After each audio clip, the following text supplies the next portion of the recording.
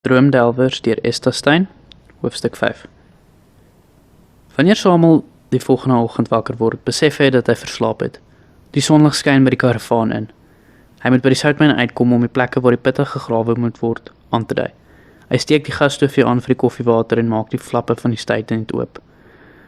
Hy kyk uit oor die veld en skrik vir die stil figuurtjie wat 'n end weg op 'n rots sit. Silly.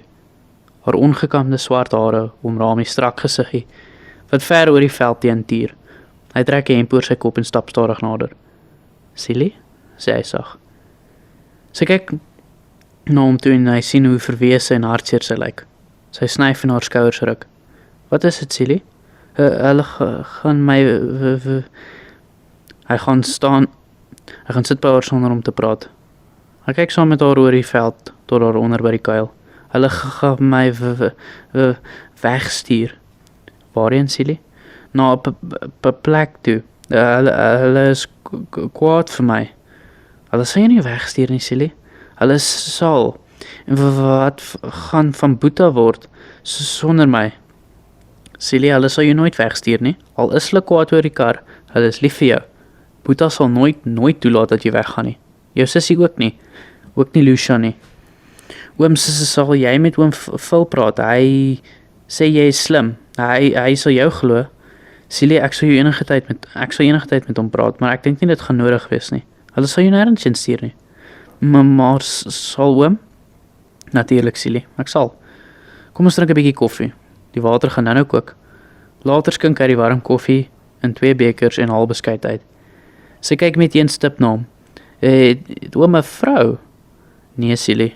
Die een wat lank saam met my gebly het is weg. Ons was nie getroud nie. Gaan oom eendag trou? Ek weet nie, Silly, ek sal maar moet wag en kyk. Ek sal ook maar wag en kyk.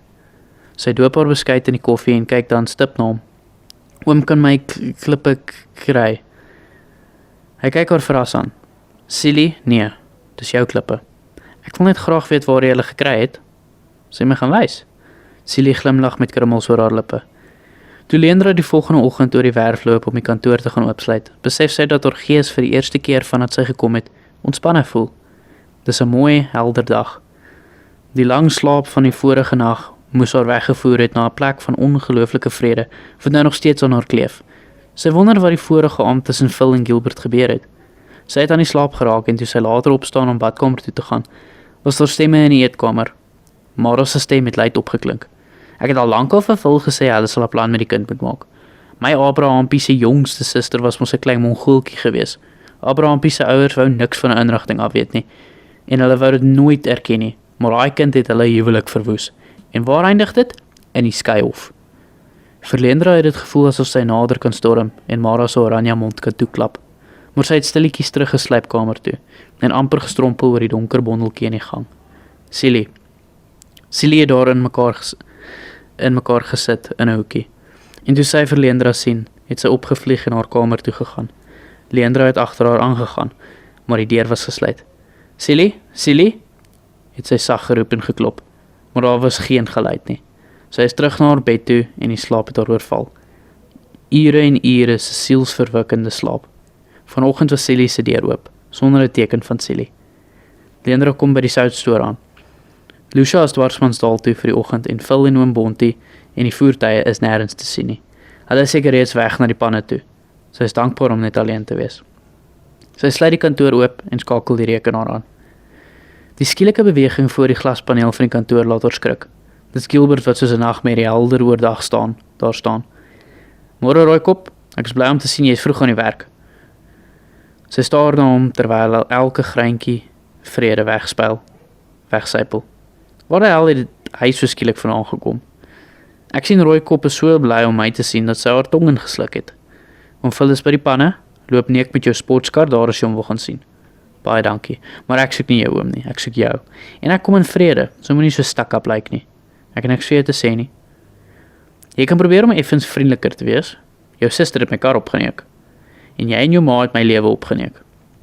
Luister, Rooikop, kan ons voorlopig op die Here konsentreer? Nee, ons kan nie, want so lank as wat ek leef sal die verlede 'n deel van my wees. Sy stemtoon is onverwags sagter. Na al die jare is daar tog dinge wat ek vir jou moet sê. Patty verjaar. Sy word Maandag. Ons gee iets in die hotel volgende Saterdag aand. Ek wil jou kom vra om saam met my te kom.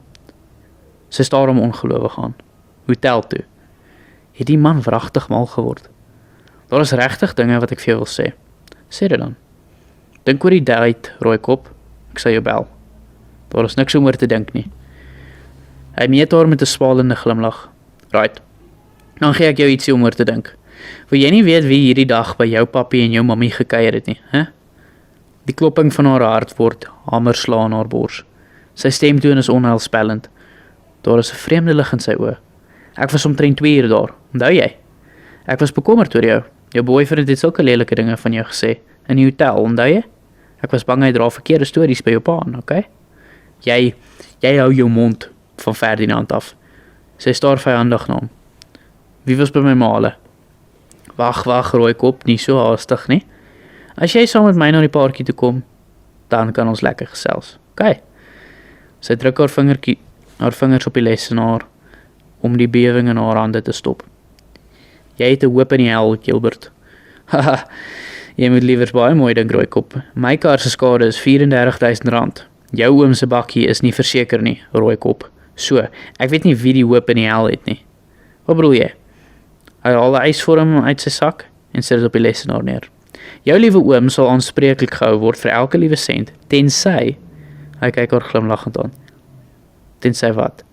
Jy sal met my na die party toe kom. Ek bel jou weer. Hy draai om en loop. Sy bly botstil staan en staar hom sonder 'n woord agterna. Silly sit doodstil langs Samuel terwyl die voortbakkie oor die klipperige paadjie stamp. Wanneer sy hom beduie om stil te hou, frons hy. Hulle is skaars 'n kilometer van sy staanplek af. Dis die deel van die klein kloof wat die ou mense die agterkloof genoem het. Rondom hulle is 'n reeks koppe waaruit rotsformasies, soos die gladde skowwe van walvisse klip. Hy haal sy verkyker uit en bespied die area. Hy buig, voel 'n klip onder sy voete los en bekyk die verskillende laagies op die dwarskant van die naderby. Die oerhou gesteente het 'n appelkooskleurige skynsel. Hy het vergeet Celie is daar en skrik wanneer sy praat. Is die klippe mooi, oom? Dis nie gewone klippe nie, Celie. Dis pragtig. Jy het my 'n groot guns bewys. Kort voor 4 uur lei die telefoon in die kantoor. Leandra antwoord. Dis weer Gilbert. Hallo Rooikop, wat sê jy nou? Niks. Dis nie 'n ja nie en dis nie 'n nee nie. Ek gaan nêrens heen nie saam met jou nie. Phil hoef nie te weet van ons deel nie, Poppy. Daar is nie 'n deel nie en ek is niemand se poppy nie. Sy smy die gehoorstuk hard neer en bly ontsteld staan. Sy skrik wanneer Phil agter haar praat. Sy het hom nie sien inkom nie. Hy kyk haar fronsend aan. En as jy nou so boos lyk, wie was dit? Gilbert. Hy krap my net om. Hy sal nooit verander nie. Jy kan net probeer om ordentlik met die man te praat. Moenie vergeet nie, dit was Silly wat die skade aangerig het. As hy saam speel, kan ons darm nog iets wen met die versekering. Maar hy kan natuurlik ook besluit om die wêreld vir ons vuurwarm te maak. Ek het nie daai klas van geld om op te dok nie. Sy voel met een senuweeagtig en durf nie na Phil kyk nie. Sy begin om die kantoor op te ruim, maar Phil bly dreigend na haar gluur. Partykeer het hy die manier om homself op te ry tot woede. Nou rol sy woordloed oor haar. So, as jy weet wat is goed vir jou, dan vergeet jy 'n slag van die verlede, want dis ou vergane stories wat lankal verby is. Om gedurig daaroor te top en te broei, maak dit net vir almal onaangenaam. Ek hoop ons verstaan mekaar. Hy gaan uit en sy is bly dat hy weg is. Sy loop huis toe en kyk en kry 'n halfgerookte sigaret in haar sak. Sy steek dit aan, maar die ding brand soos vuur op haar tong en sy smy dit weer neer en trap dit dood oor die grond. Op die stoep is Mara en Lucia besig om tee te drink.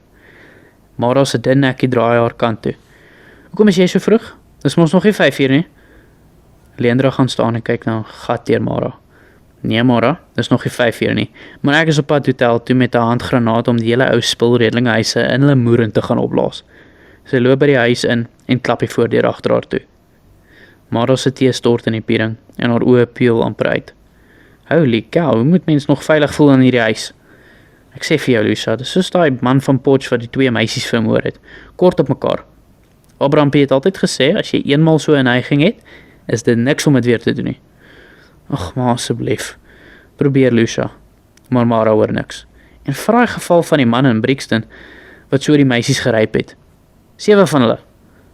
Leandra sit kruisbeen op haar bed en probeer diep asemhaal. Die deur gaan oop en is Lucia wat binnekom. Kan ek vir jou tee bring? Leandra kyk in haar brein bekommerde oë. Dis Gilbert. Hy het die vermetelheid om my uit te nooi, na sy simpel suster se partytjie toe. Asof ek dit in my lewe nodig het om hulle weer in die gesig te kyk. Jy hoef nie, sê Lucia sag. Hy sê hy weet van iemand wat daardie dag by my maale was, kort voor die... Glo hom? Nee, en dan onseker. Ek weet nie, al wat ek weet is dat ek hulle nie weer wil sien nie. Lucia se hand raak aan Leandra se arm. Die aanraking voel vreemd. Dis die eerste keer dat Lucia dit doen. Haar stem is amper onhoorbaar. Voordat jy hulle nie almal in die gesig gekyk het nie, sal jy miskien altyd hulle slagoffer bly. En dis nie wat jy wil wees nie. Lucia staan op en gaan uit. Leandra kyk haar stil agterna. Die sagte woorde klop kliphard deur haar kop.